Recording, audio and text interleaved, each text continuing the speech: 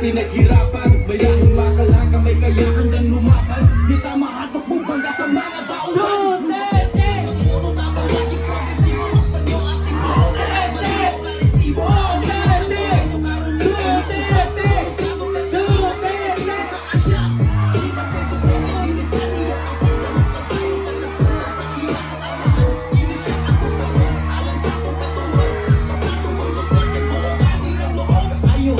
Sunod na o iyang prioridad. Kitang nabaway niyo ang iyang responsibilidad. Maging matalino na tayo na mga bokate. Wala na ibang suportahan kulit at Duterte.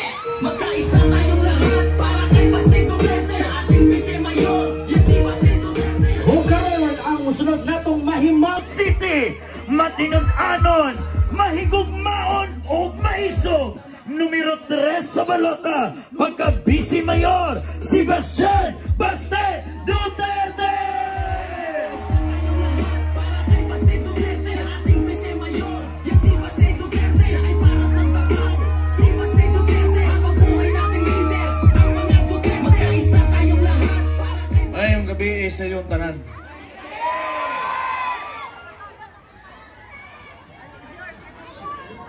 Noon sa ano? Unang-una sa tanan, bago ko magsugod, ang pasalamat ko kay mga taga-Turil ng Gawas, para maminaw, sa hugpong sa taong lungsod, o para magpakita o suporta kang Rudy Duterte. Thank you kayo sa inyong tanan karugulian. Ang gabi ito mga kapitan, mga kagawad, sarang ni Adre. Kibao naman mo, kung sa gay nahitabo, kita man sa tanan, sa atubangan, sa usa ka nasod, ipakita lang yun sa administrasyon ni Bongbong Marcos karon kung unsa sila kasalbahis yun. Napapreso sila og tao na nahimong presidente adtong 2016 ako amahan kini. Walay laing gibuhat kundi gipakita lang niya nga nagmahal gyud sa siyang nasod ug ang mga tao niini nga nasod nga ang Pilipinas ang ginatawag nato. Nya karon gipapreso lamang nila nga murag kisang kriminal nga walay nahimong kaayuhan, nahatag nga kaayuhan ani nga nasod. Karong eleksyon, kung di mo mosugot o wa gyud mo mosugot, di ninyo madawat na gamita gyud ninyo inyong boto. Makarong Mayo 12 ipakita ninyo nga wa mo ni sugot og masuko gyud mo ani pangitabuan sa tuwa.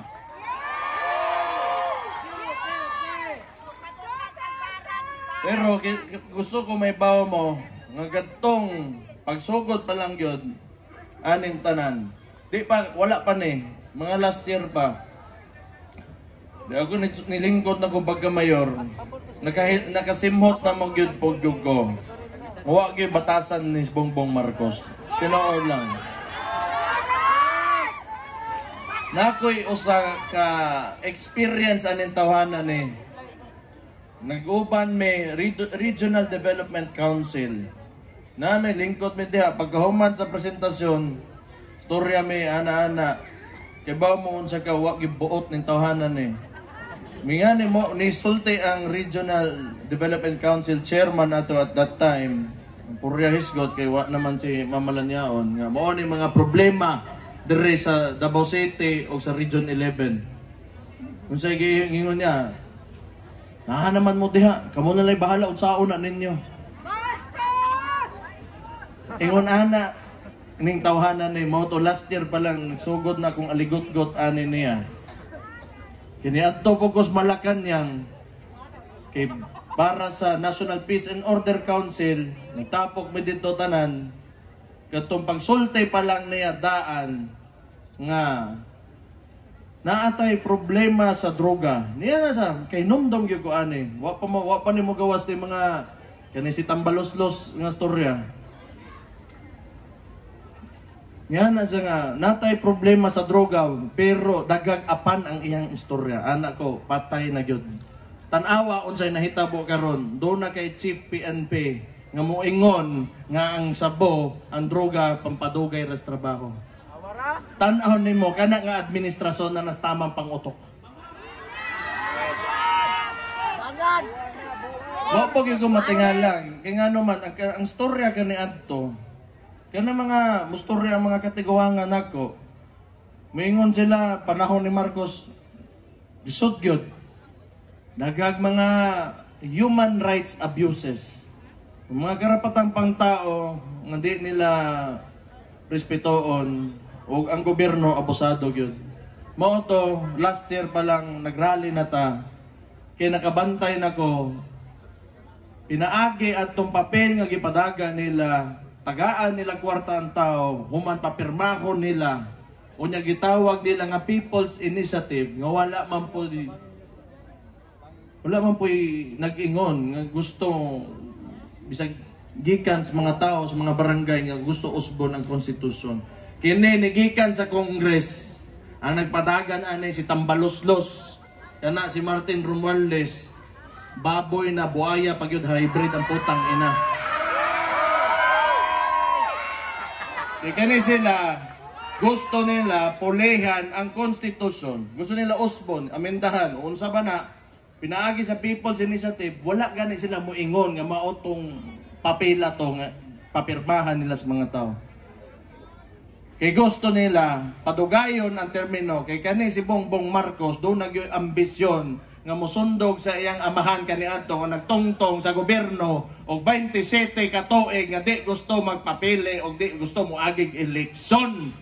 Mao na ngang di ko mosugot ana kay ang eleksyon og boto sa tao sagrado kana. Dili pwede nga imo nang pugman ang tao mo pili kung kinsa ilang gusto nga mabutang nga mahimong mulingkod diha sa gobyerno. Piling bright po kimbo ang nagtuo sa sustinar sa kingonana. Ang tao karon na matngo na. Sultihan ta mo unsa ingon ni Rudy Duterte. Unsa ang eleksyon? Ang eleksyon is cleansing. Kana pagpanghinlo na sa mga nagalingkod sa mga posisyon aron mas makahimo patag mas nindot pagyud na lugar kay sa kung unsa may naata karon. So tanan ako sila ang hugpong sa taong lusod labi na sila mga nakalingkod karon muagi ta tanag eleksyon kay para dili maaboso ang mga posisyon sa gobyerno. Ang tao mo pili dapat sa ilang gusto ibutang o di nakaangay ibutang diha tangtangon kas mga tao pulihan kag kanang tao nga mo serbisyo sa mga katawhan.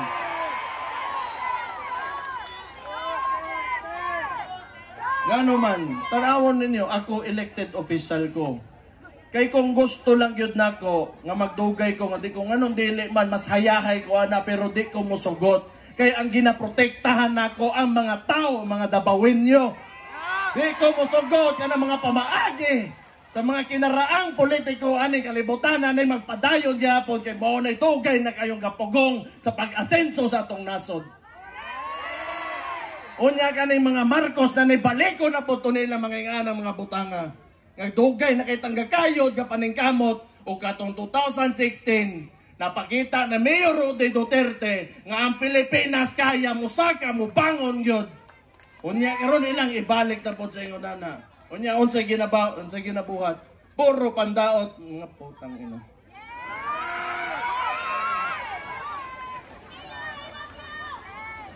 Iba mo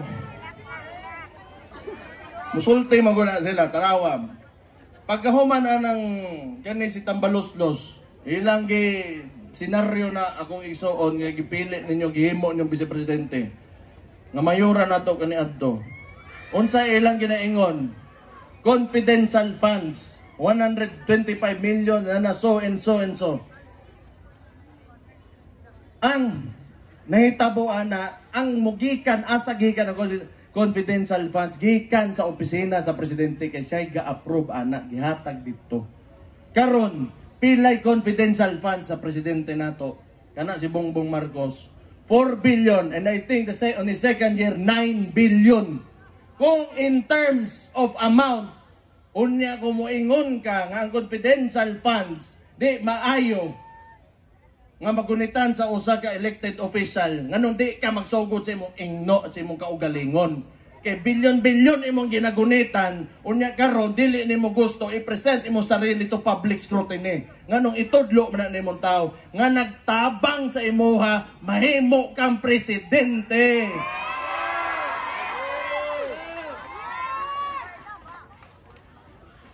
anak ng tao nga nisaka ang la sa utok. Mao gyud na tuo sa nakatungtong sa presidente nahimo sa siya rato tanan tan-awa karon ang survey niya 25 na lang sila yung nagpagawas ana across sa ubang survey less than 20% diri sa Davao 1% na lang ka Marcos.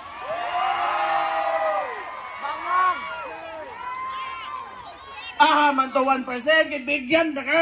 Ano na pa may 1%? Bullshit.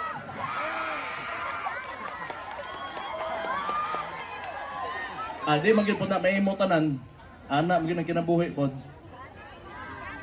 Tawar yun yung unsa kagago yun yung tawhana. Awag, grabe yun. Huna-huna niya ba? Nga, ingana lang ka sa yun ba? Kita mga taga Davao, gwapo mga dato mga komunidad. Natay mga respeto sa isig kataw. Klaro ta kastorya, natay palabra de honor. Maunang ato ang vice presidente nga mayora nato kaniadto o nagsabot ta kauban ta i-honor na pero unsa ka bastos yun ning Marcosan buhat na niyang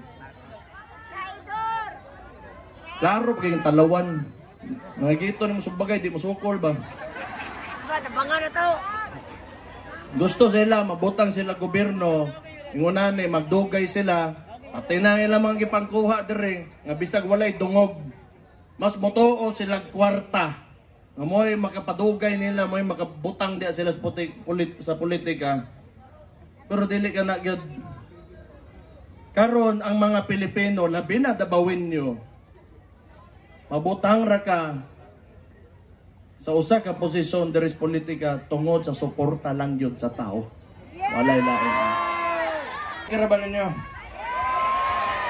Pero bago ta mo abot diha, gusto ko mohangyo sa inyo ha. Wala man ako amahan kay ilang gibinuangan, gikidnap nila to dito sa Hague karon sa Netherlands. Wa pa gani ko makaadto gyud kay unahon sa nagon ni tiwason ko lang ning problema diri. Og unsa may ihatag sa Ginoo, ano koy labot ana nasa inyong kamot ang akong kaugmaon. Pero kibaw mo mohangyo unta ko sa inyo ha. Ikalipay pod niya, nya gimahal man pod mo niya gyud tinuod lang. Basig pilion ninyo akong amahan karong Mayo 12.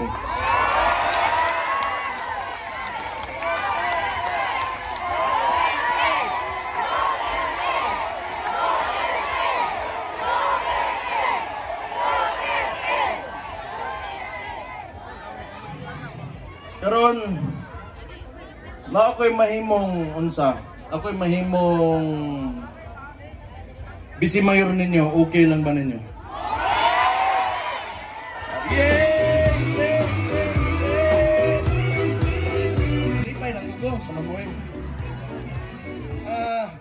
Pakita-kita lang ko mga achievement kay kanang pikas masturya ba usahay ba kapoy magugad. Ang tanan 2028 ang sunod na presidente Davao niya. Numero 3 sa balota pagka-Vice Mayor Sebastian Baste Duterte. Opportunity po mga tubangka sa audience. Okay, let's have the Kumo sign. Tubangka sa audience. Okay, Kumo and then taas ang kamot. Okay, una po ang Kumo po. Kumo sign. 1, 2, 3. 3, 2, 1. 1, 2, 3 and 3, 2, 1. And taas ang kamot po sa tanan. Thank you so much. Mga sir. 1, 2, 3. 3, 2, 1. 1, 2, 3 and 3, 2, 1. And ato bangka sa LED para ang pilang audience po. Mga sir, mga ma'am, mga damaway na stars ito mga kamot! Kanan! Ipakita na itong init ng mga suporta! Ayun na siya. 1, 2, 3, Kumo sign. 1, 2, 3 and 3, 2, 1. And taas ang kamot. Last po mga ma'am, mga sir. Dagan kayo salamat. 1, 2, 3 and 3, 2, 1. And once again po, mga kaibigan, palihogan lang po sa mga damaway. Hirapan, may lahing bakal na kamay kayo hanggang lumaban. Di tama